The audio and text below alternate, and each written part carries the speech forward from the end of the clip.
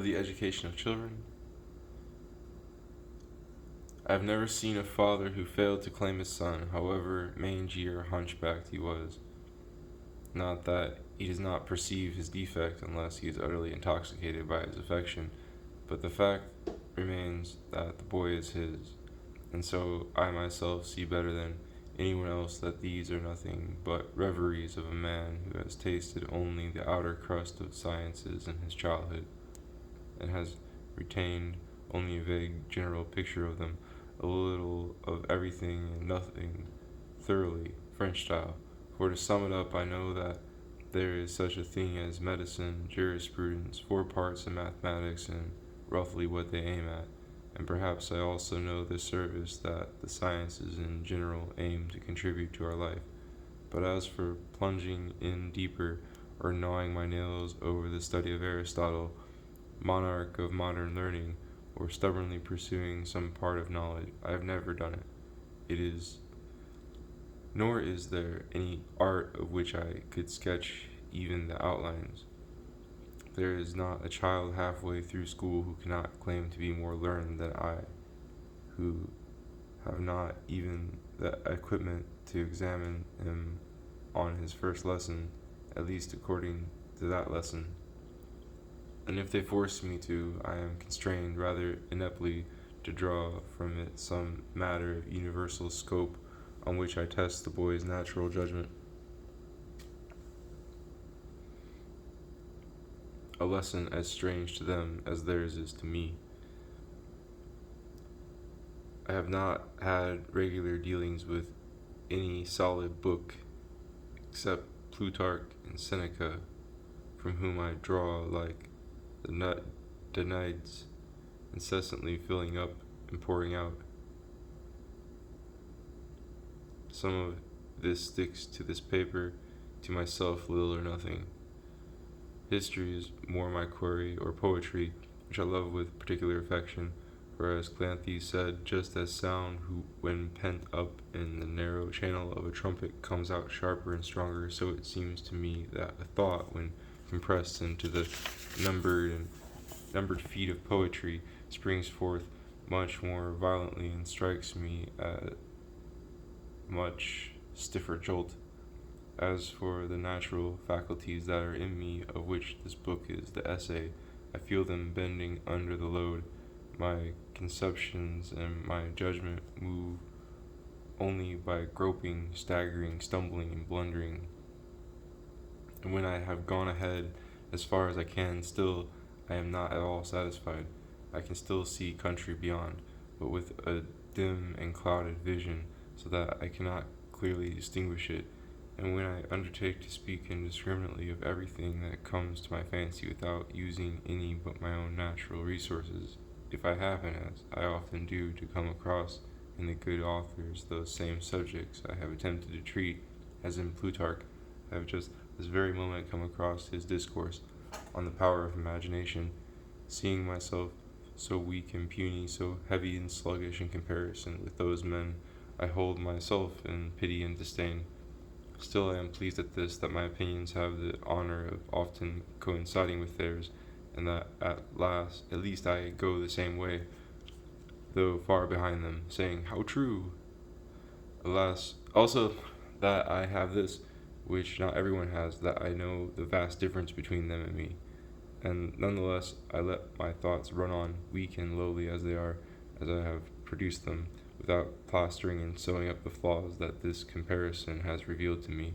One needs very strong loins to undertake to march abreast of those men, the undiscerning writers of our century, who, amid their non-existent works, scatter whole passages of the ancient authors to do themselves honor, do just the opposite. For this infinite difference in brilliance gives so pale a tarnish and ugly an aspect to the part that is their own, that they lose in this way much more than they gain. There were 2 contrasting fancies. The philosopher Chrysippus mixed into his books not merely passages but entire works of other authors, and in one, the Medea of Euripides, and Apollodorus said that if you cut out of them all the foreign matter, the paper he used would be left blank. Epicurus, on the contrary, in 300 volumes that he left, put in not a single borrowed quotation. I happened the other day to come upon such a passage. I had dragged along languidly after French words so bloodless, fleshless, and empty of matter and sense that they really were nothing but French words. At the end of a long and tedious road I came upon a bit that was sublime, rich and lofty as the clouds. If I had found the slope gentle and the climb a bit slower, it would have been excusable, but it was a precipice so straight and steep that after the first 6 words I realized that I was flying off into another world. From there I saw the bog I had come out of, so low and deep that I never again had the stomach to go back down into it. If I stuffed one of my chapters with these rich spoils, it would show up too clearly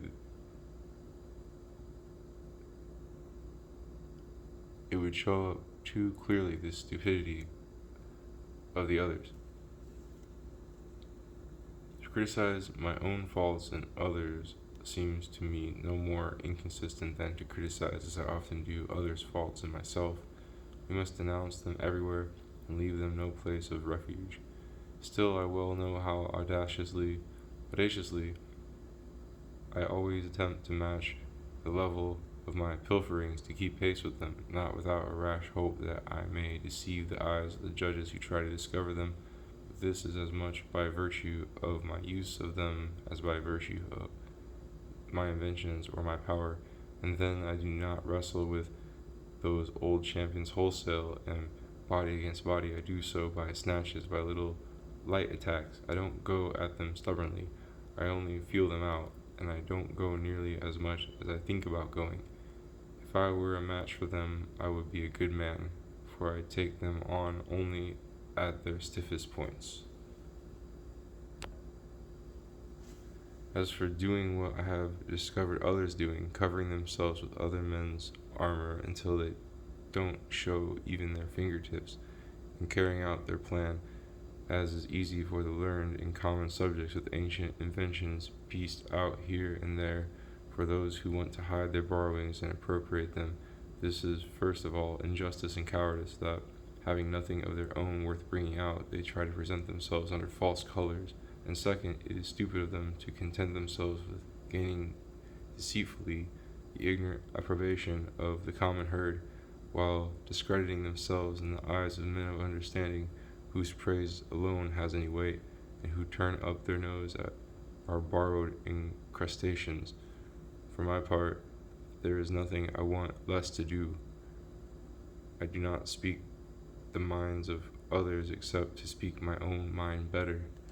This does not apply to the compilations that are published as compilations, and I have seen some very ingenious ones in my time, among others, one under the name of Capilopus, besides the ancients.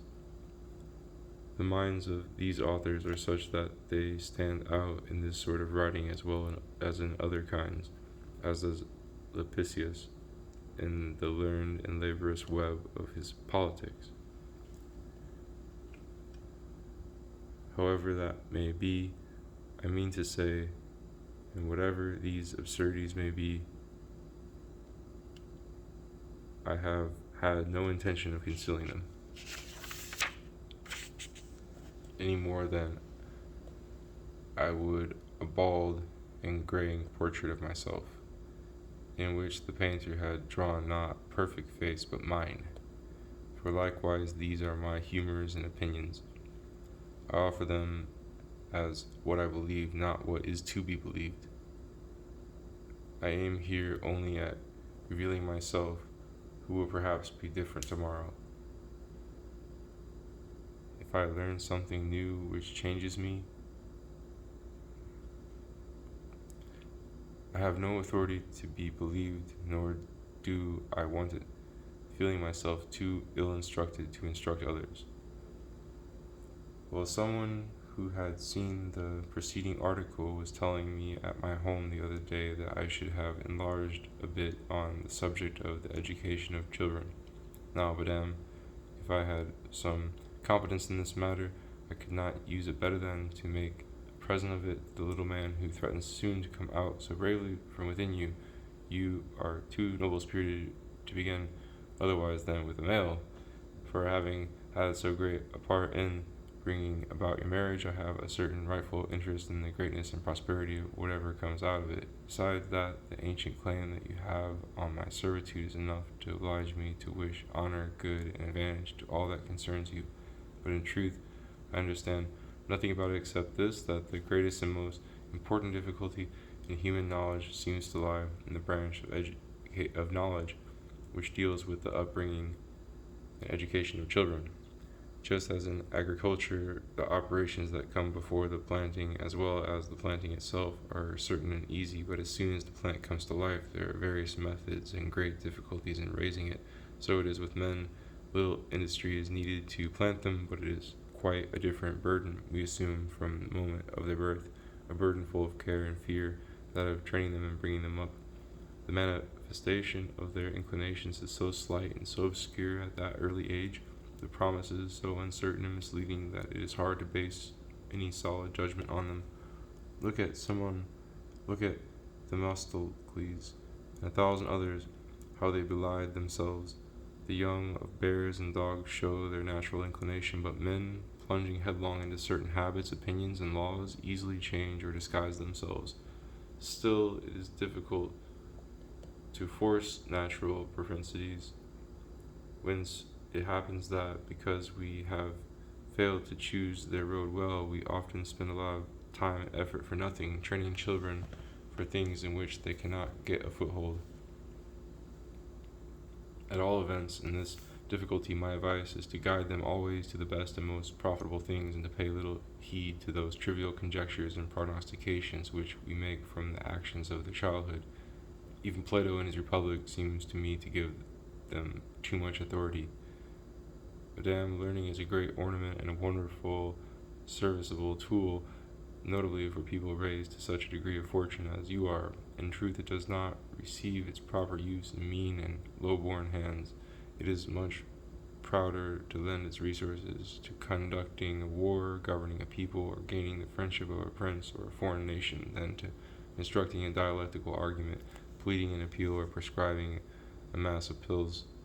Thus, madame, because I think you will not forget this element in the education of your children, you who have tasted its sweetness and who are of a literary race, for we still have the writings of those ancient counts of Foix, from whom his lordship, the count, your husband, and yourself are descended, and Francois Monsieur de Candel, your uncle, every day brings forth others, which will extend for many centuries the knowledge of this quality in your family. I want to tell you a single fancy of mine on this subject, which is contrary to common usage. It is all that I can contribute to your service in this matter. The task of the tutor that you will give your son, upon whose choice depends the whole success of his education, has many other important parts, but I do not touch upon them, since I cannot offer anything worthwhile concerning them, and in this matter on which I ventured to give him advice, he will take it only as far as it seems good to him. For a child of noble family who seeks learning not for gain, for such an abject goal is unworthy of the graces and favor of the muses, and besides, it looks to others and depends on them, or so much for external advantages as for his own, and to enrich and furnish himself inwardly, since I would rather make of him an able man than a learned man. I would also urge that care be taken to choose a guide with a well-made rather than a well-filled head, that both these qualities should be required of him, but more particularly character and understanding than learning, and that he should go about his job in a novel way. Our tutors never stop bawling into our ears as though they were pouring water into a funnel, and our task is only to repeat what has been told us. I should like a tutor to correct this practice, and right from the start, according to the capacity of the mind he has in hand, to begin putting it through its paces, making it taste things, choose them, and discern them by itself, sometimes clearing the way for him, sometimes letting him clear his own way. I don't want him to think and talk alone. I want him to listen to his pupil speaking in his turn. Socrates and later Aristoteles first had their disciples speak, and then they spoke to them. The authority of those who teach is often an obstacle to those who want to learn. It is good that he should have his pupil trot before him to judge the child's pace and how much he must stoop to match his strength.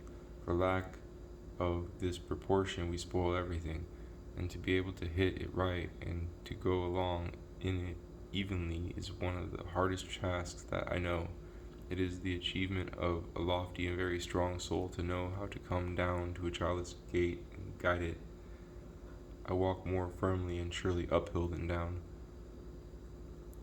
If, as is our custom, the teachers undertake to regulate many minds of such different capacities and forms with the same lesson and similar measure of guidance, it is no wonder if in a whole race of children they find barely 2 or 3 who reap any proper fruit from their learning. Let him be asked for an account not merely of the words of his lesson, but of its sense and substance, and let him judge the profit he has made by the testimony not of his memory, but of his life. Let him be made to show what he has just learned in 100 aspects, and apply it to as many different subjects, to see if he has yet properly grasped it and made it his own. Planning his progress according to the pedagogical method of Plato, it is a sign of rawness and indigestion to disgorge food just as we swallowed it. The stomach has not done its work if it has not changed the condition and form of what has been given it to cook. Our mind moves only on faith, being bound and constrained to the whim of others' fancies, a slave and a captive under the authority of their teaching. We have been so well accustomed to leading strings that we have no free motion left. Our vigor and liberty are extinct. They never become their own guardians. I had private talk with a man at Pisa, a good man, but such an Aristotelian that the most sweeping of his dogmas is that the touchstone and measure of all solid speculations and of all truth is conformity with the teaching of Aristotle. That outside of this there is nothing but chimeras and inanity. That Aristotle saw everything and said everything. This proposition having been interpreted a little too broadly and unfairly, put him once and keeping him long in great danger of the Inquisition at Rome.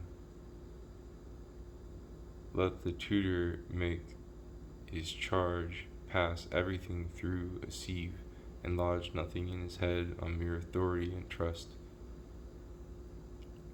Let not Aristotle's principles be principles to him any more than those of the Stoics or Epicureans. Let this variety of ideas be set before him. He will choose if he can; if not, he will remain in doubt. Only the fools are certain and assured. For doubting pleases me no less than knowing. For if he embraces Xenophon's and Plato's opinions by his own reasoning, they will no longer be theirs, they will be his. He who follows another follows nothing, he finds nothing, indeed he seeks nothing. We are not under a king, let each one claim his own freedom. Let him know that he knows, at least. He must imbibe their ways of thinking, not learn their precepts. And let him boldly forget, if he wants, where he got them, but let him know how to make them his own. Truth and reason are common to everyone, and no more belong to the man who first spoke them than to the man who says them later. It is no more according to Plato than according to me, since he and I understand and see it the same way. The bees plunder the flowers here and there, but afterward they make of them honey which is all theirs. It is no longer or manager. Even so, with the pieces borrowed from others, he will transform and blend them to make a work that is all his own, to wit, his judgment. His education, work, and study aim only at forming this. Let him hide all the help he has had, and show only what he has made of it. The pillagers, the borrowers parade their buildings, their purchases, not what they get from others. You do not see the gratitudes of a member of a parliament. You see the alliances he has gained and honors for his children. No one makes public his receipts, everyone makes public his acquisitions. The gain from our study is to have become better and wiser by it. It is the understanding, Epicharmus used to say, that sees and hears. It is the understanding that makes profit of everything, that arranges everything, that acts, dominates, and reigns. All other things are blind, deaf, and soulless. Truly we make it servile and cowardly by leaving it no freedom to do anything by itself.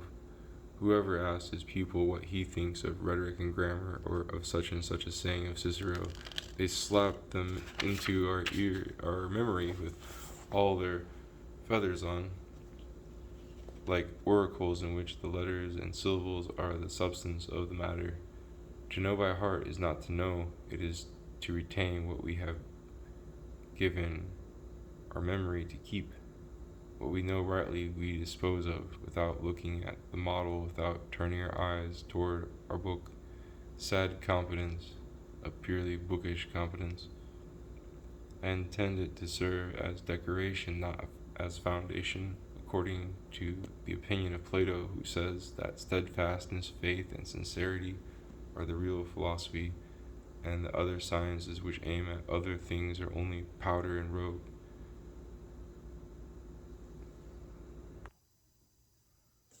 I wish Paolo or Pompey, those fine dancers of my time, could teach us capers just by performing them before us, without moving us from our seats, as those people want to train our understanding without setting it in motion, or that we could be taught to handle a horse or a pike or a lute or a voice without practicing it, as those people want to teach us to judge well and to speak well, without having us practice either speaking or judging. Now, for this apprenticeship, everything that comes to our eyes is book enough. A page's prank, a servant's blunder, a remark at table are so many new materials. For this reason, mixing with men is wonderfully useful, and visiting foreign countries not merely to bring back, in the manner of our French noblemen, knowledge of the measurements of the Santa Rotonda, or of the richness of Signora Lividia's drawers, or, like some others, how much longer or wider Nero's face is in some old ruin there than on some similar medallion, but to bring back knowledge of the characters and ways of those nations, and to rub and polish our brains by contact with those of others. I should like the tutor to start taking him abroad at a tender age, and first to kill two birds with one stone in those neighboring nations where the language is farthest from our own, and where the tongue cannot be bent to it unless you train early. Likewise, it is an opinion accepted by all that it is not right to bring up a child in the lap of his parents. This natural love makes them too tender and lax, even the wisest of them. They are capable neither of chastening his faults nor of seeing him brought up roughly, as he should be, and hazardously. They could not endure his returning sweating and dusty from his exercise, drinking hot, drinking cold, or see him on a skittish horse, or up against a tough fencer, foil in hand, or with his first harquebus. For there is no help for it. If you want to make a man of him, unquestionably you must not spare him in his youth. You must often clash with the rules of medicine. Let him live beneath the open sky and dangerously. It is not enough to toughen his soul, he must also toughen his muscles. The soul is too hard pressed unless it is seconded, and has too great a task doing two jobs alone. I know how much mind labors in company with a body so tender and so sensitive, which leans so hard upon it, and I often perceive in my reading that in their writings my masters give weight as example of great spirit and stout-heartedness to acts that are likely to owe more to thickness of skin and toughness of bones. I've seen men, women, and children naturally so constituted that a beating is less to them than a flick of the finger to me, who move neither tongue nor eyebrow at the blows they receive. When athletes imitate philosophers in endurance, their strength is that of sinews rather than of heart. A practice at enduring work is practice at enduring pain. Work hardens one against pain. The boy must be broken into the harshness of dislocation, colic, cauterization, and the dungeon, and torture, where he may yet be a prey to the last two, which threaten the good as well as the bad in a time like this. We have proof of this right now. Whoever fights the laws threatens even the best of men with the scourge and the noose. And besides, the authority of the tutor, which should be sovereign over the pupil, is interrupted and hampered by the presence of the parents. Add the fact that the respect the whole household pays the boy, and the consciousness of the power and greatness of his house are, in my opinion, no slight drawbacks at that age. In this school of dealing with men, I have often noticed this flaw, that instead of gaining knowledge of others, we strive only to give knowledge of ourselves, and take more pains to peddle our wares than to get new ones. Silence and modesty are very good qualities for social intercourse. This boy will be trained to be sparing and thrifty with his ability when he has acquired it, not to take exception to the stupid things and wild tales that will be told in his presence.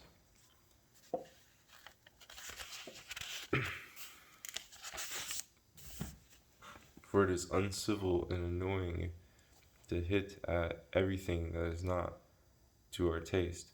Let him be content with correcting himself, and not seem to reproach others for everything that he refuses to do, or set himself up against common practices. A man may be wise without ostentation, without arousing envy. Let him shun these domineering and uncivil airs, and this childish ambition to try to seem more clever by being different, and to gain reputation by finding fault and being original, as it is becoming only to great poets to indulge in poetic license, so it is tolerable only for great and illustrious souls to take unusual liberties. If Socrates and Aristippus have done something contrary to the rules of behavior and custom, let him not think that he has a right to do the same, for they have gained that privilege by great and divine merits. He will be taught not to enter into discussion or argument except when he sees a champion worth wrestling with, and even then not to use all the tricks that can help him, but only those that can help him most. Let him be made fastidious in choosing and sorting his arguments, and fond of pertinence, and consequently of brevity. Let him be taught above all to surrender and throw down his arms before truth as soon as he perceives it, whether it be found in the hands of his opponents or in himself through reconsideration. For he will not be set in a professor's chair to deliver a prepared lecture. He is pledged to no cause except by the fact that he approves of it, nor will he take up the trade in which men sell for ready cash the liberty to repent and acknowledge their mistakes. Nor is he forced by any necessity to defend everything that has been prescribed and commanded. This tutor, if his tutor is of my disposition, he will form his will to be a very loyal, very affectionate, and very courageous servant of his prince, but he will cool in him any desire to attach himself to that prince otherwise than by a sense of public duty, besides several other disadvantages which impair our freedom by these private obligations. The judgment of a man who is hired and bought is either less whole and less free, or tainted with imprudence and ingratitude. A courtier can have neither the right nor the will to speak and think otherwise than favorably of a master who among so many thousands of other subjects has chosen him to train and raise up with his own hand. This favor and advantage corrupt his freedom not without some reason, and dazzle him. Therefore, we generally find the language of those people different from any other language in a state, and little to be trusted in such matters. Let his conscience and his virtue shine forth in his speech, and be guided only by reason. Let him be made to understand that to confess the flaw he discovers in his own argument, though it be still unnoticed except by himself, is an act of judgment and sincerity, which are the principal qualities he seeks. That obstinacy and contention are vulgar qualities, most often seen in the meanest souls. That to change his mind and correct himself, to give up a bad position at the height of his ardor, are rare, strong, and philosophical qualities. He will be warned when he is in company to have his eyes everywhere, for I find that the chief places are commonly seized by the least capable men, and that greatness of fortune is rarely found in combination with ability. While people at the upper end of a table are talking about the beauty of a tapestry or the flavor of the malmsey, I have seen many fine sallies wasted at the other end. He will sound the capacity of each man, a cowherd, a mason, a passer-by. He must put everything to use, and borrow from each man according to his wares. For everything is useful in a household. Even the stupidity and weakness of others will be an education to him. By taking stock of the graces and manners of others, he will create in himself desire of the good ones and contempt for the bad. Put into his head an honest curiosity to inquire into all things. Whatever is unusual around him, he will see: a building, a fountain, a man, a field of an ancient battle, the place where Caesar or Charlemagne passed. Which land is parched with heat, which numb with frost? What wind drives sails to the Italian coast? He will inquire into the conduct, the resources, and the alliances of this prince and that.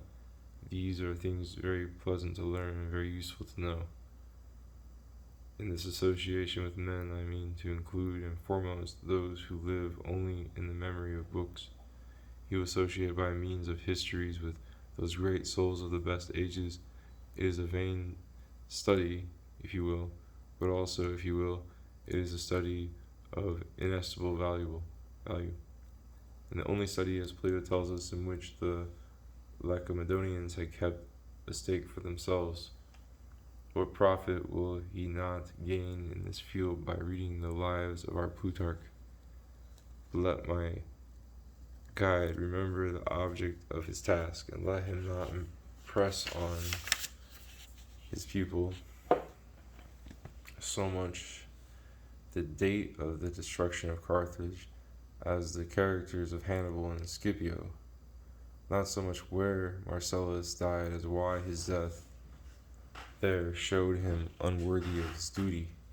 Let him be taught not so much the histories as how to judge them. That, in my opinion, is of all matters the one to which we apply our minds in the most varying degree. I have read in Livy 100 things that another man has not read in him.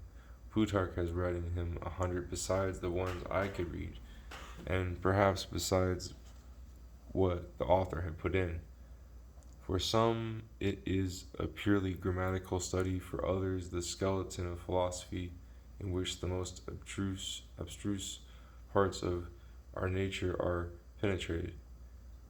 There are in Plutarch many extensive discussions well worth knowing, for in my judgment he is the master workman in that field. But there are 1,000 that he has only just touched on. He merely points out with his finger where we are to go, if we like, and sometimes is content to make only a stab at the heart of of a subject. We must snatch these bits out of there and display them properly, just as that remark of his that the inhabitants of Asia served one single man because they could not pronounce one single syllable, which is no, may have given the matter an impulsion to Laboiti for his voluntary servitude, just to see him pick out a trivial action in a man's life, or a word which seems unimportant. That is a treatise in itself. It is a pity that men of understanding are so fond of brevity. Doubtless the reputation gains by it, but we lose by it.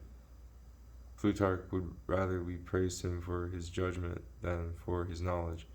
He would rather leave us wanting more of him than satiated.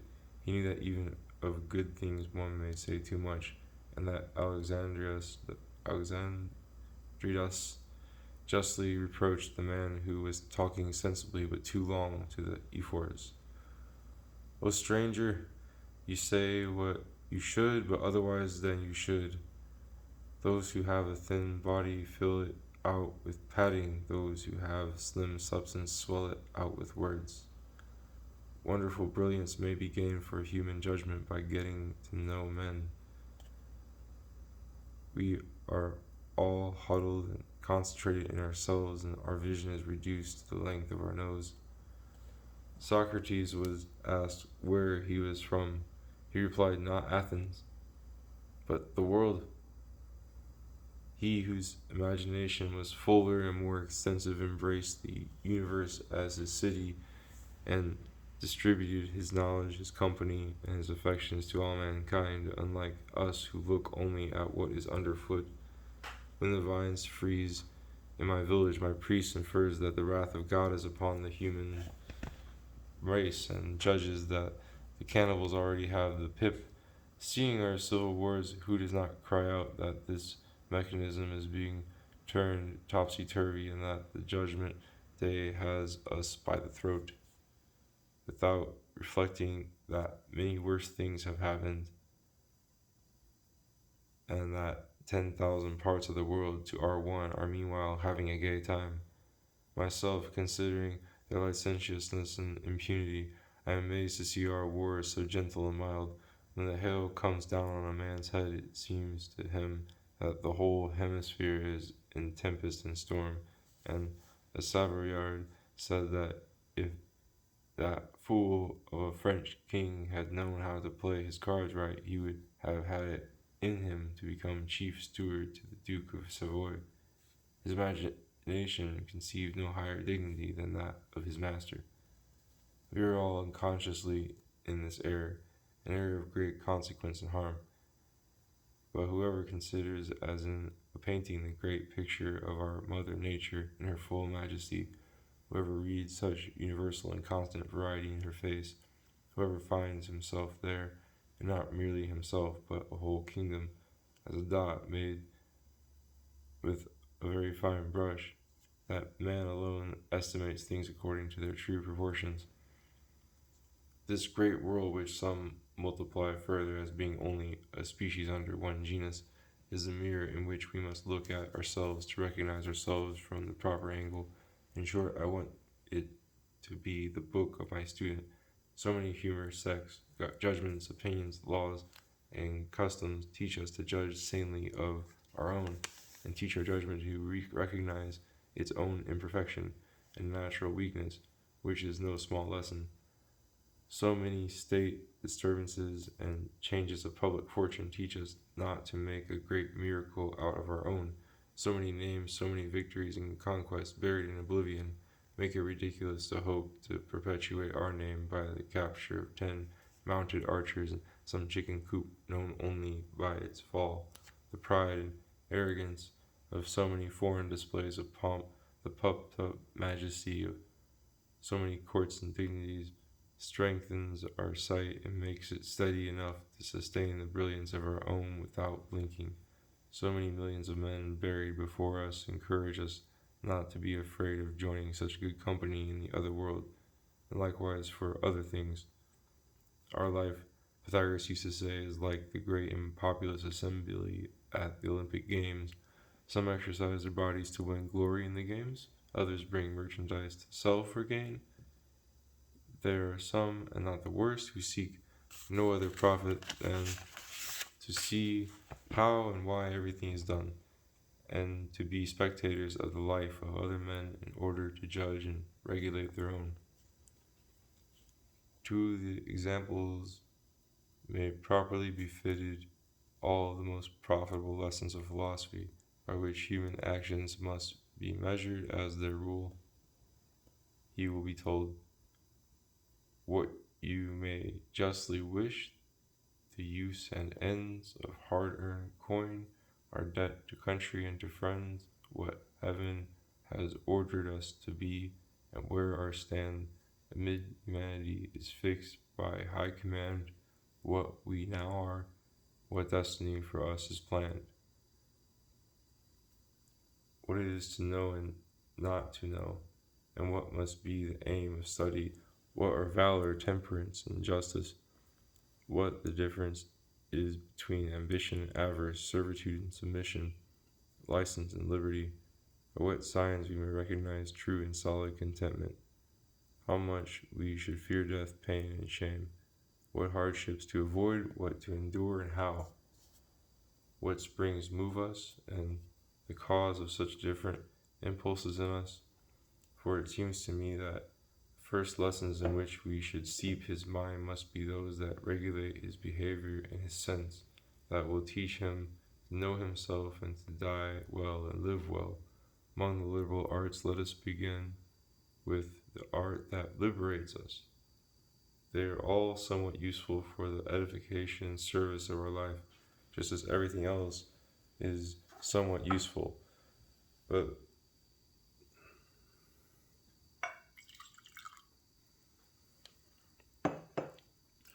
let us choose the one that is directly and professedly useful for it. If we knew how to confine the appurtenances of our life to their just and natural limits, we should find that the better part of the sciences that are now in use are no use to us, and that even in those which are, there are very useless stretches and depths that we would do better to leave alone, in accord with the teaching of Socrates, limiting the extent of our study in those regions where utility is lacking. Dare to be wise, begin. The man who would reform but hesitates is kin unto the boar who waits until the stream is gone, but ever flows the stream, and ever will flow on. It is very silly to teach our children. What effect have Pisces and Leo, fierce and brave, a Capricorn that bathes in the Hesperian wave, the knowledge of the stars, the movement of the eighth sphere, before the knowledge of themselves and their movements? What are the Pleiades to me, and what to me Boutier's star? Anaximenes, writing to Pythagoras, what sense have I if I can amuse myself with the secret of the stars, having death or slavery ever present before my eyes? For at that time the kings of Persia were preparing to make war on his country. Everyone should speak thus. When I am battered by ambition, avarice, temerity, and superstition, and have other such enemies of life within me, shall I go dreaming about the revolutions of the earth? After the tutor has told his pupil what will help make him wiser and better, he will explain to him the meaning of logic, physics, geometry, rhetoric, and the science he chooses. Now that his judgment is already formed, he will soon master. His lessons will be now in talk, now in a book. Now his tutor will give him straight from the author some passage that is suitable to his purpose, to this purpose. In his education, now he will give him the marrow and the substance predigested. And if the tutor himself is not familiar enough with books to find all the fine passages that are in them for his purpose, some man of letters may be associated with him, who, as each need arises, shall supply him with the material he requires, which he may then sort out and dispense to his nursling. And who can doubt that this kind of teaching is easier and more natural than that of Gaza? There we find thorny and unpleasant precepts and empty and fleshless words that you cannot get a hold on. Nothing that rouses your mind. Here the mind finds something to bite and feed on. The fruit of it is incomparably greater, and also it will be sooner ripe.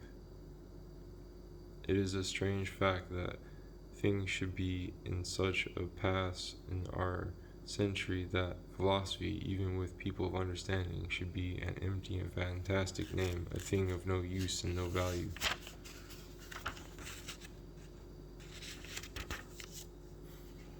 Both in common opinion and in fact. I think those quibblings which have taken possession of all the approaches to her are the cause of this. It is very wrong to portray her as inaccessible to children with a surly, frowning, and terrifying face. Who has masked her with this false face, pale and hideous? There is nothing more gay, more lusty, more sprightly, and I might almost say more frolicsome. She preaches nothing but merrymaking and a good time. A sad and dejected look shows that she does not dwell there. Demetrius the grammarian, finding a group of philosophers seated together in the temple of Delphi, said to them, "Either I am mistaken, or judging by your peaceful and gay countenances, you are not engaged in any deep discussion." To which one of them, Heracleon the Megarian, replied, "It is for those who are inquiring whether the verb has a double, or seeking the derivation of the comparatives and the superlatives to knit their brows when discussing their science. But as for the teachings of philosophy, they are wont to delight and rejoice those who discuss them, not to make them sullen and sad. You'll find the hidden torments of the mind shown in the body, and the joys you'll find the face puts on a cloak of either kind. The soul in which philosophy dwells should by its health make even the body healthy. It should make its tranquility and gladness shine out from within, should form in its own mold the outward demeanor, and consequently arm it with graceful pride, an active and joyous bearing, and a contented and good-natured countenance. The surest sign of wisdom is constant cheerfulness. Her state is like that of things above the moon, ever serene. It is Barocco and Barolipton that make their disciples dirt-caked and smoky, and not she. They know her only by hearsay. Why, she makes it her business to calm the tempests of the soul, and to teach hungers and fevers to laugh, not by some imaginary epicycles, but by natural and palpable reasons. She has virtue as her goal, which is not, as the schoolmen say, set on the top of a steep, rugged, inaccessible mountain.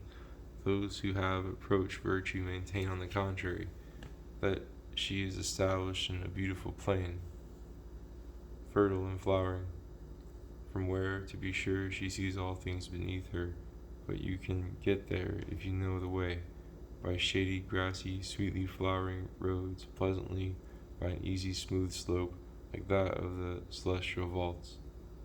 It is because they have not associated with this virtue, this supreme, beautiful, triumphant, loving virtue, as delightful as she is courageous, profess an implacable enemy of sourness, displeasure, fear, and constraint, having nature for her guide, fortune and pleasure for companions, that there are men who in their weakness have made up the stupid, sad, quarrelsome, sullen,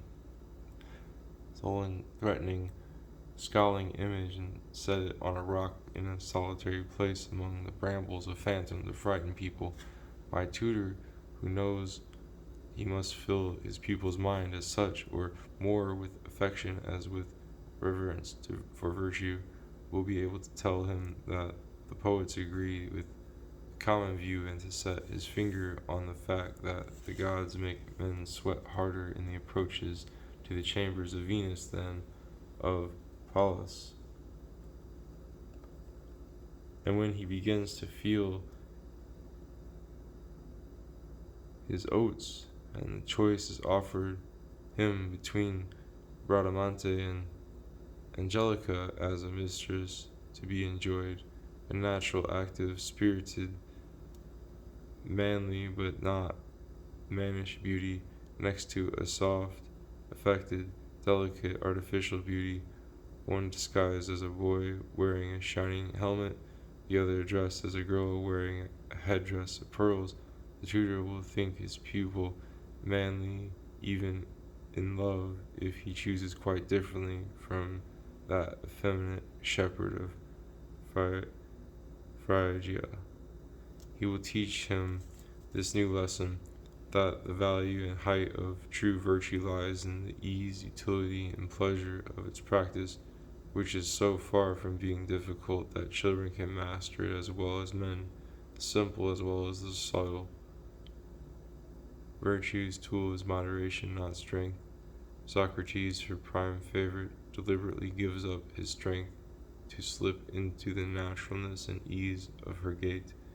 She is the nursing mother of human pleasures. By making them just, she makes them sure and pure. By moderating them, she keeps them in breath and appetite. By withdrawing the one she refuses, she makes us keener for the one she allows us.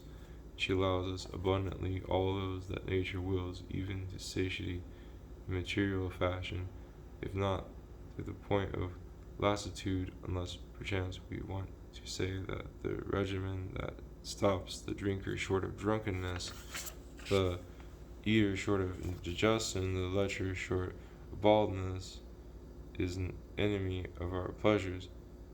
If she lacks the fortune of ordinary men, she rises above it or does without it, and makes herself a different sort of fortune that is all her own, and no longer fluctuating and unsteady. She knows how to be rich and powerful and learn and lie on perfumed mattresses. She loves life, she loves beauty and glory and health, but her own particular task is to know how to enjoy those blessings with temperance and to lose them with fortitude, a task far more noble than harsh, without which the course of any life is denatured, turbulent, and deformed, and fit to be associated with those dangers, those brambles, and those monsters. If this pupil happens to be of such an odd disposition that he'd rather listen to some idle story than to the account of a fine voyage or a wise conversation, when he hears one, if at the sound of the drum that calls the youthful ardor of his companions to arms, he turns aside to another that invites him to the tricks of the jugglers, if by his own preference he does not find it more pleasant and sweet to return dusty and victorious from a combat than from tennis or a ball with the prize for that exercise, I see no other remedy than for his tutor to strangle him early, if there are no witnesses, or apprentice him to a pastry cook in some good town, even though he were the son of a duke. In accordance with Plato's precept, the children should be placed not according to their faculties, to the faculties of their father, but according to the faculties of their soul, since it is philosophy that teaches us to live, and since there is a lesson in it for childhood as well as for the other ages, why is it not imparted to children? He still is yielding clay now, before he congeal. Tirelessly we must shape him on the potter's wheel. They teach us to live when life is past. 100 students have caught syphilis before they came to Aristotle's lesson on temperance. Cicero used to say that even if he lived the lives of two men, he would not take the time to study the lyric poets, and I find these quibblers still more pathetically useless. Our child is in much more of a hurry. He owes to education only the first 15 or 16 years of his life. The rest he owes to action. Let us use so short a time for the necessary teachings. The others are abuses. Away with all those thorny subtleties of dialectics by which our lives cannot be amended. Take the simple teachings of philosophy, know how to choose them and treat them at the right time. They are easier to understand than a tale of Boccaccio. A child is capable of that when he leaves his nurse, much more than of learning to read and write. Philosophy has lessons for the birth of men as well as for their decrepitude.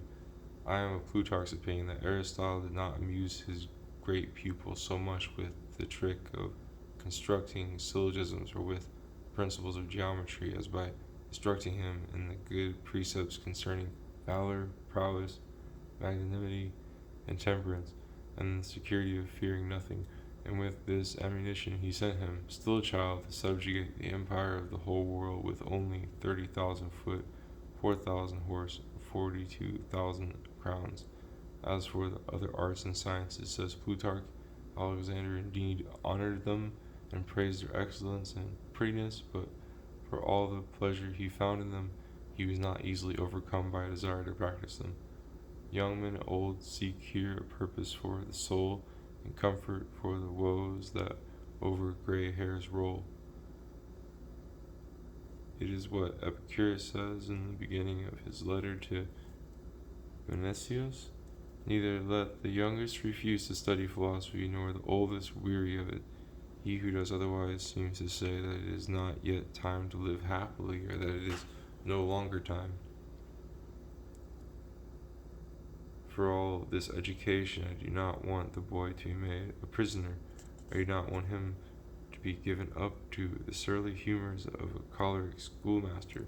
I do not want to spoil his mind by keeping him in torture and at hard labor, as others do, 14 or 15 hours a day, like a porter. Nor would I think it good if by virtue of some solitary and melancholy streak he were found to be addicted to the study of books with too undiscerning application for him to be encouraged in that direction. Such application makes them unfit for social intercourse and diverts them from better occupations. And how many men I have seen in my time made stupid by rash avidity for learning! Carneades became so mad about it that he had no time left to take care of his hair and nails. Nor do I want to spoil his noble manners by the incivility and barbarism of others. French wisdom was proverbial of old as a wisdom that took hold early and lost its hold soon. Indeed, we still see that there is nothing as fine as the little children in France, but ordinarily they disappoint the hopes that have been conceived for them. And as grown men, they have no distinction. I have heard intelligent men maintain that these schools they are sent to, of which there are plenty, make them so brutish. For our boy, a closet, a garden, the table, and the bed, solitude, company, morning and evening, all hours will be the same, all places will be his study. For philosophy, which as the molder of judgment and conduct will be his principal lesson, has this privilege of being everywhere at home.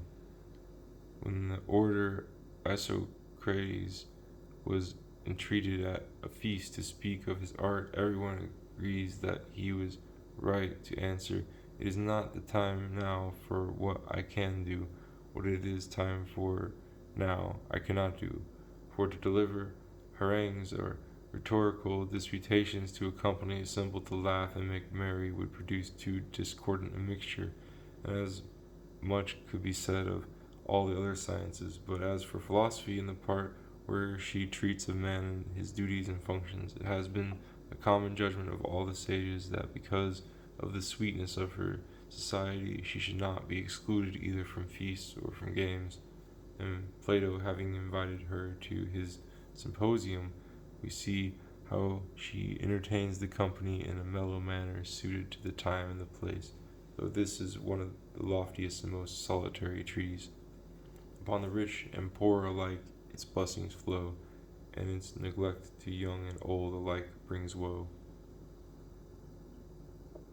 Thus we will doubtless be less idle than others, but as the steps we take walking back and forth in a gallery through there, though there be 3 times as many, do not tire us like those we take on a set journey, so lessening occurring as if by chance, not bound to any time or place, and mingling with all our actions, will slip by without being felt. Even games and exercises will be a good part of his study. Running, wrestling, music, dancing, hunting, handling horses and weapons. I want his outward behavior and social grace and his physical adaptability to be fashioned at the same time with his soul. It is not a soul that is being trained, not a body, but a man. These parts must not be separated, and as Plato says, they must not be trained one without the other, but driven abreast like a pair of horses harnessed to the same pole. And to hear him, does he not seem to give more time and care to exercises of the body, and to think that the mind gets its exercise at the same time, and not the other way around? For the rest, this education is to be carried on with severe gentleness, not as is customary. Instead of being invited to letters, children are shown in truth nothing but horror and cruelty. Away with violence and compulsion. There is nothing, to my mind, which so depraves and stupefies a well-born nature. If you would like him to fear shame and chastisement, don't harden him to them. Harden him to sweat and cold, wind and sun, and the dangers that he must scorn. Wean him from all softness and delicacy in dressing and sleeping, eating and drinking. Accustom him to everything. Let him not be a pretty boy and a little lady, but a lusty and vigorous youth. As a boy, a man, and a graybeard, I have always thought and judged in the same way. But among other things, I have always disliked the discipline of most of our schools. They might have erred less harmfully by leaning toward indulgence. They are a real jail of captive youth. They make them slack by punishing them for slackness before they show it. Go in at lesson time, you hear nothing but cries, both from tortured boys and from masters drunk with rage. What a way to arouse zest for their lesson in these tender and timid souls, to guide them to it with a horrible scowl and hands armed with rods. Wicked and pernicious system. Besides, as Quintilian very rightly remarked, this imperious authority brings on dangerous consequences, and especially in our manner of punishment. How much more fittingly would their classes be strewn with flowers and leaves than with bloody stumps of birch rods. I would have portraits there of joy and gladness, and Flora and the Graces, as the philosopher Speusippus had in his school. Where their profit is, let their frolic be also. Healthy foods should be sweetened for the child, and harmful ones dipped in gall.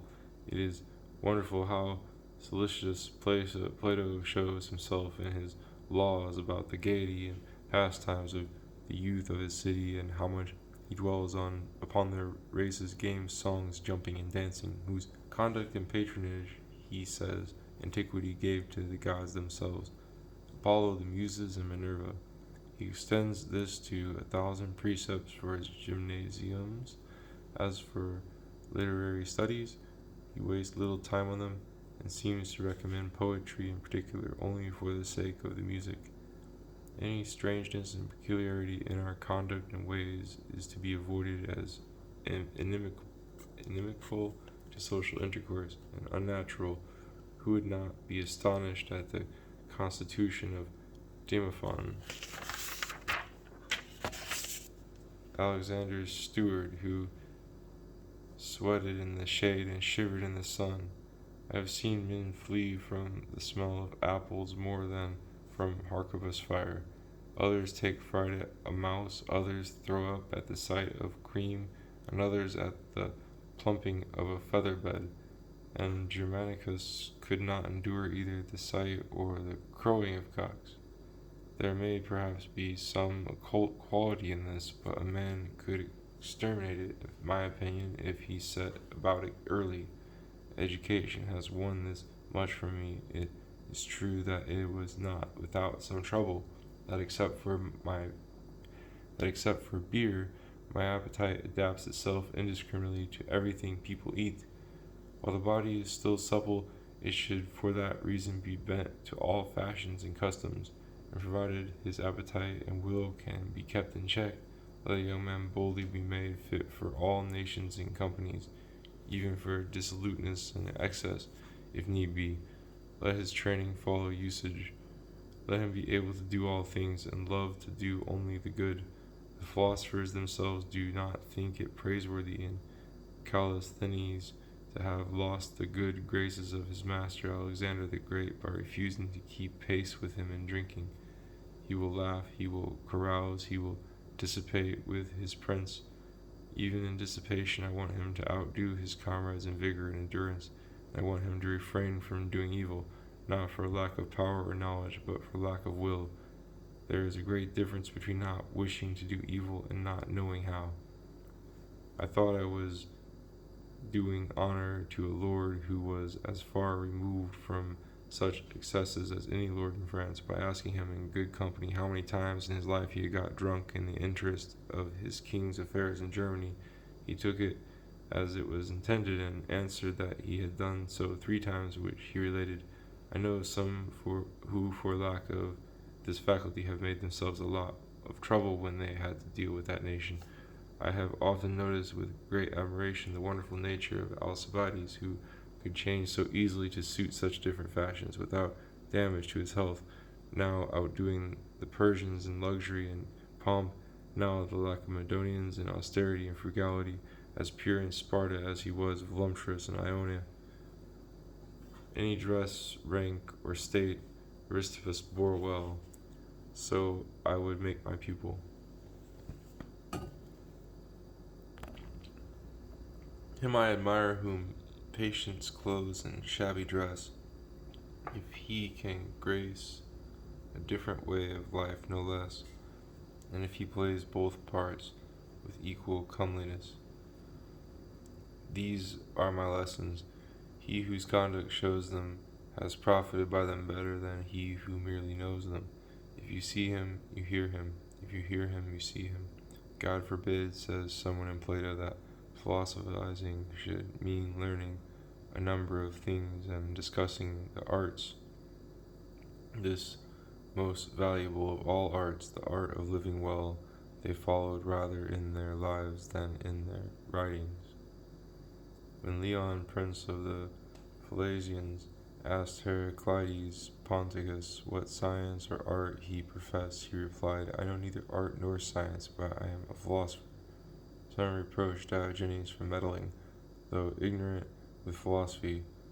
I meddle with it, he said, all the more appropriately. Hegesias begged him to read some book. You are jesting, he replied. You choose real and natural figs, not painted ones. Why don't you also choose real and natural exercises, not written ones? He will not so much say his lesson as do it. He will repeat it in his actions.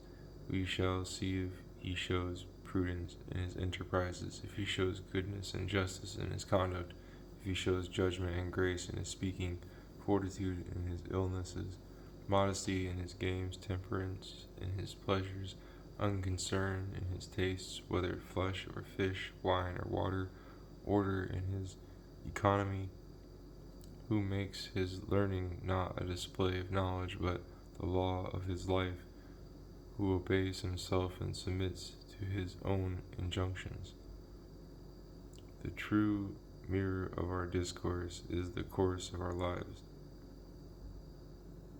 Soxidamus replied to a man who asked him why the Lacedaemonians did not draw up in writing the rules of prowess and give them to their young men to read, that it was because they wanted to accustom them to deeds, not words. Compare with our pupil, after 15 or 16 years, one of your school Latinizers who has spent that much time merely learning to speak. The world is nothing but babble, and I never saw a man who did not say rather more than less than he should. And yet half of our life is wasted on that. They keep us for 4 or 5 years learning to understand words and stitch them into sentences, as many more to mold them into a great body, extending into 4 or 5 parts and another 5, at least learning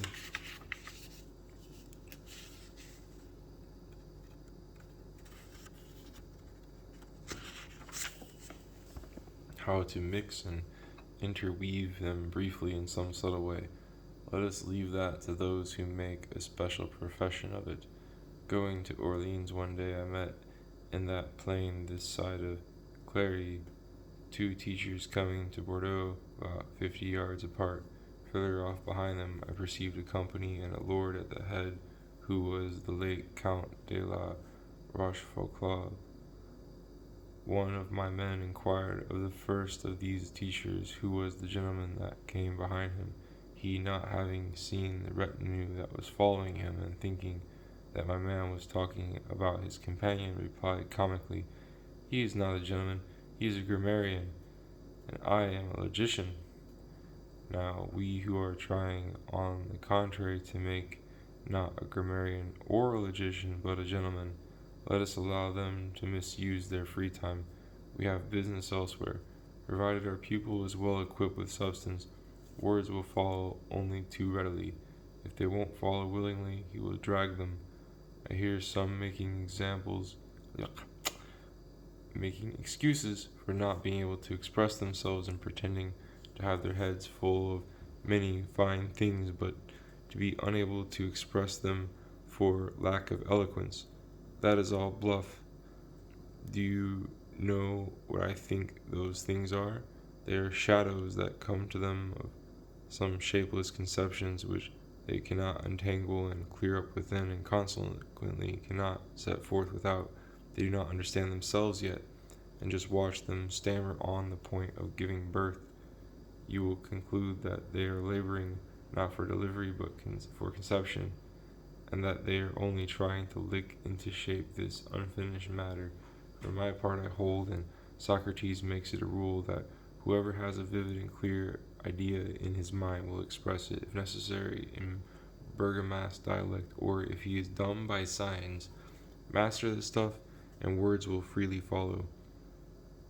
And as another said, just as poetically in his prose, when things have taken possession of the mind, words come thick and fast. And another, the things themselves carry the words along. He knows no ablatives, conjunctives, substantives, or grammar, nor does his lackey or a fishwife of the petit pont, and yet they will talk your ear off, if you like, and will perhaps stumble as little over the rules of their language as the best master of arts in France. He does not know rhetoric, or how in a preface to capture the benevolence of the gentle reader, nor does he care to know it. In truth, all this fine painting is easily eclipsed by the luster of a simple natural truth. These niceties serve only to amuse the common herd, who are incapable of taking their meat tougher or in bigger morsels, as Aper very clearly shows in Tacitus. The ambassadors of Samos had come to Cleomenes, king of Sparta, ready with a fine long oration to incite him to war against the tyrant Polycrates. After letting them have their say, he replied to them, "As for your beginning and exordium, I no longer remember it, nor consequently the middle, and as for your conclusion, I will do nothing of the sort." There we have a fine answer, it seems to me, and speechifiers well snubbed. And what about this other? The Athenians were to choose between two architects to build a big structure. The first, more affected, came forward with a fine prepared speech on the subject of this job and was winning the judgment of the people in his favor. But the other, in 3 words, Athenian lords, what this man has said I will do. When Cicero's eloquence was at its height, many were struck with admiration, but Cato only laughed and said, "We have an amusing council." Before or after, a useful maxim or a fine touch is always in season. If it does not suit what precedes or what follows, it is good in itself. I am not one of those who think that good rhythm makes a good poem. Let him make a short syllable long if he wants, that doesn't matter. If the inventions are pleasant, if wit and judgment have done their work well, I shall say, there is a good poet, but a bad versifier. His taste is keen, although his verse is harsh. Let his work, says Horace, lose all its seams and measures. The rhythm and the measure and what goes foremost make last, and last to first transpose. Yet still the poet's scattered limbs it shows. He will not belie himself for all that. The very fragments will be beautiful. This is what Menander answered when, as the day drew near for which he had promised a comedy, he was chided for not having set his hand to it yet. It is composed and ready, it remains only to add the verses. Having the substance and the materials arranged in his mind, he took little account of the rest. Since Ronsard and Duvillers have brought honor to our French poetry, I never see a little apprentice who doesn't swell his words and arrange his rhythms almost as they do. It makes more sound than sense. In the eyes of the common people there never were so many poets, but just as it was very easy for them to reproduce their rhythms, just so they fall short of imitating the rich descriptions of the one and the delicate inventions of the other. True, but what will he do if someone presses him with the sophistic subtlety of some syllogism? Ham makes us drink, drinking quenches thirst, therefore ham quenches thirst. Let him laugh at it. It is subtler to laugh at it than to answer it. Let him borrow from Aristippus this amusing counter-thrust. Why shall I untie it, since it gives me so much trouble tied? Someone was using dialectical tricks against Cleanthes when Chrysippus said to him, "Play those tricks with children and don't divert the thoughts of grown men to that stuff. If those silly quibbles, tortuous and thorny sophisms, are intended to convince him of a lie, that is dangerous, but if they remain without effect and only make him laugh, I do not see why he need be on his guard against them. There are some men so stupid that they go a mile out of their way to chase after a fine word, or who do not fit words to things, but seek irrelevant things which their words may fit. And as another says, there are some who are led by the charm of some attractive word to write something they had not intended. I much more readily twist a good saying to sew it on me than I twist the thread of my thought to go and fetch it. On the contrary, it is for words to serve and follow, and let Gascon get there if French cannot. I want the substance to stand out, and so to fill the imagination of the listener that he will have no memory of the words. The speech I love is a simple, natural speech, the same on paper as in the mouth, a speech succulent and sinewy, brief and compressed, not so much dainty and well-combed as vehement and brusque. The speech that strikes the mind will have most taste. Rather difficult than boring, remote from affectation, irregular, discontented, and bold, each bit making a body in itself, not pedantic, not monkish, not lawyer-like, but rather soldierly, as Suetonius calls Julius Caesar's speech, and yet I do not quite see why he calls it so. I have been prone to imitate that disorder in dress which we see in our young men, a cloak worn like a scarf, the hood over one shoulder, and a elected stocking, which shows a pride disdainful of these foreign adornments and careless of art. But I think it is even better employed in our form of speech. Any affectation, especially in the gaiety and freedom of French, is unbecoming to a courtier, and in a monarchy every gentleman should be trained in the manner of a courtier. Wherefore we do well to lean a little in the direction of naturalness and negligence. Do not like a fabric in which the seams and stitches show, just as in a handsome body we must not be able to count the bones and veins. Let the language devoted to truth be plain and simple.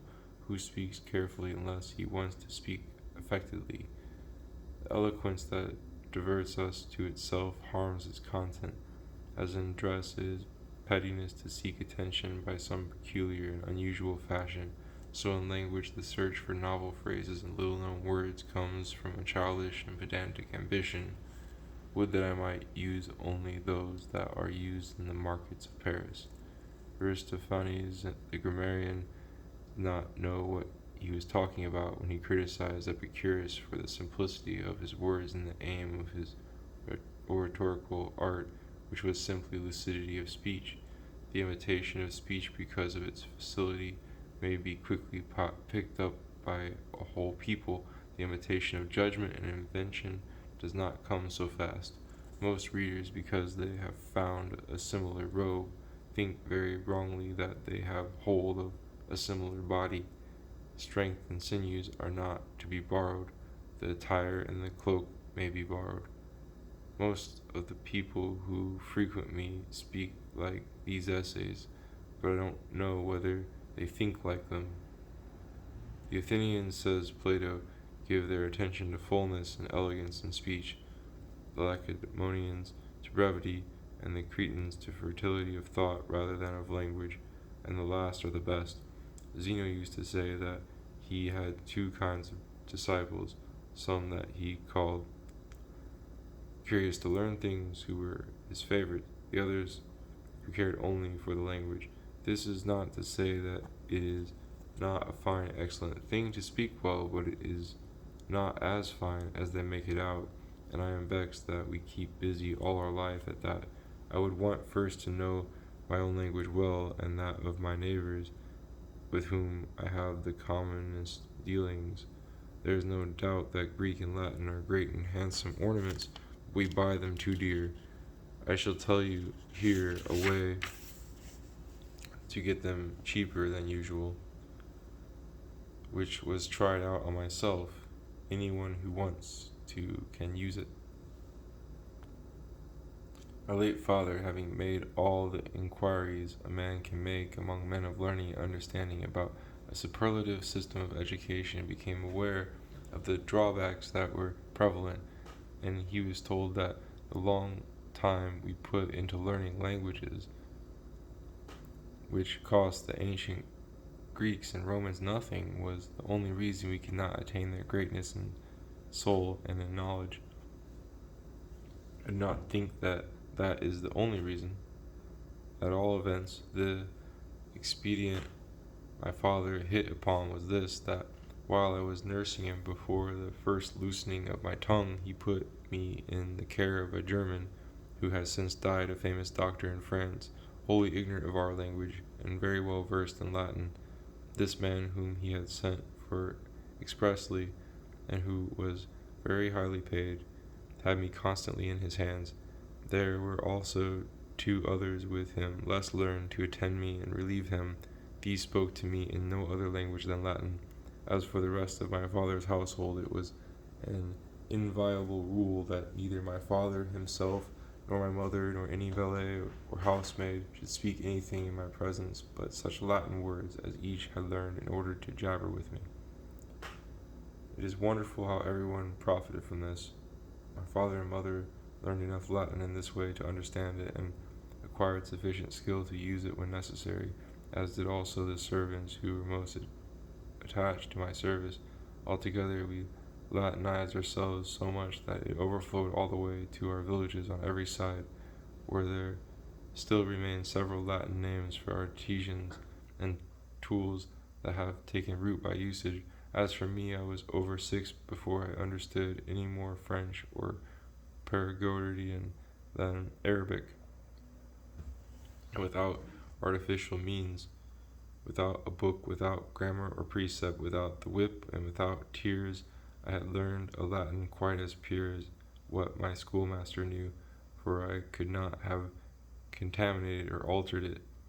If, as a test, they wanted to give me a theme in the school fashion where they give it to others in French, they had to give it to me in bad Latin to turn it into good. And Nicholas Grouchy, who wrote De Comitis Romanorum Guillaume Guerente, who wrote a commentary on Aristotle, George Buchanan, that great Scottish poet, Marc Antoine Moret, whom France and Italy recognized as the best orator of his time.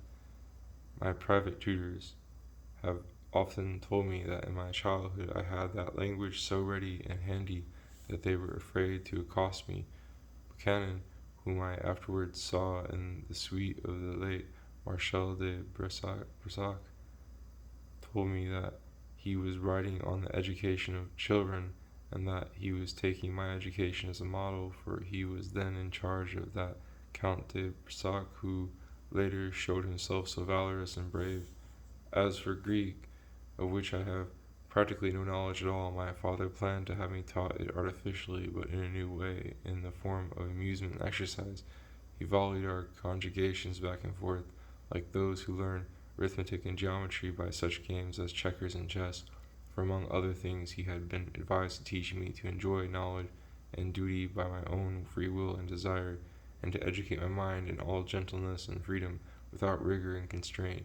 He did this so religiously that, because some hold that it troubles the tender brains of children to wake them in the morning with a start, and to snatch them suddenly and violently from their sleep, in which they are plunged much more deeply than we are, he had me awakened by the sound of some instrument, and I was never without a man to do this for me. This example will be enough to let you judge the rest, and also to commend both the prudence and the affection of so good a father, who is not at all to be blamed if he reaped no fruit corresponding to such an excellent cultivation. Two things were the cause of this. First, the sterile and unfit soil, for though my health was sound and complete, and my nature gentle and tractable, I was withal so sluggish, lax, and drowsy that they could not tear me from my sloth, not even to make me play. What I saw well, and beneath this inert appearance nourished bold ideas and opinions beyond my years. I had a slow mind which would go only as far as it was led, a tardy understanding, a weak imagination, and on top of all an incredible lack of memory. It is no wonder if you could get nothing worthwhile from all this. Second, just as people frantically eager to be cured will try any sort of advice, that good man, being extremely afraid of failing in a thing so close to his heart, at last let himself be carried away by the common opinion, which always follows the leader like a flock of cranes, and fell in line with custom, having no longer about him the men who had given him those first plans which he had brought from Italy. And he sent me, when I was about 6, to the College de Guyenne, which was then very flourishing and the best in France. And there nothing could be added to the care he took both to choose me competent personal tutors and in all the other aspects of my education, in which he held out for certain particular practices contrary to school usage. But for all that, it was still school. My Latin promptly degenerated, and since then, for lack of practice, I have lost all use of it. And all this novel education of mine did for me was to make me skip immediately to the upper classes, for when I left the school at 13 I had finished my course, as they call it, and in truth without any benefit that I can place in evidence now. The first taste I had for books came to me from my pleasure in the fables of the Metamorphoses of Ovid, for at about 7 or 8 years of age I would steal away from my other pleasure to read them, inasmuch as this language was my mother tongue, and it was the easiest book I knew and the best suited by its content to my tender age, For as regards the Lancelots of the Lake, the Amadises, the Huons of Bordeaux, and such books of rubbish on which children waste their time, I did not know even the names, and I still do not know their substance, so strict was my discipline. Thereby I grew more careless in the study of my other prescribed lessons. At that point I happened by remarkable good fortune to come in contact with a tutor who was an understanding man, who knew enough to connive cleverly at this frivolity of mine and others like it. For by this means I went right through Virgil's Aeneid, and then Terence, and then Plautus, and some Italian comedies, always lured by the pleasantness of the subject. If he had been foolish enough to break this habit, I think I should have got nothing out of school but a hatred of books, as do nearly all our noblemen. He went about it cleverly. Pretending to see nothing, he whetted my appetite, letting me gorge myself with these books only in secret, and gently keeping me at my work on the regular studies. For the chief qualities my father sought in those he put in charge of me were good nature and easygoing disposition. Correspondingly, my own character had no other vice than inertia and laziness. The danger was not that I should do ill, but that I should do nothing.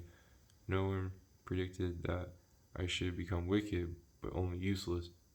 They foresaw loafing, not knavery. I realize that it has turned out that way.